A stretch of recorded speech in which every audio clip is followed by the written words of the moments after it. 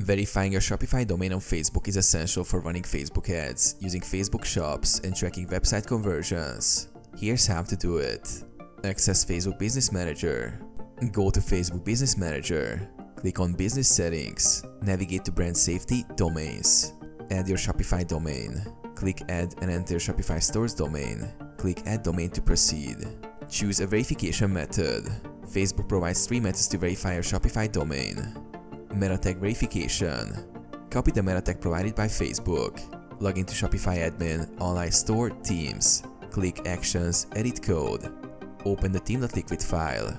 Paste the meta tag inside the head section before head. Click Save. DNS verification. Copy the TXT record from Facebook. In Shopify Admin, go to Settings, Domains. Select your domain provider and add the TXT record. Save changes and wait for propagation. Confirm verification. Go back to Facebook Business Manager and click Verify. Once verified, your Shopify domain will be officially linked to Facebook.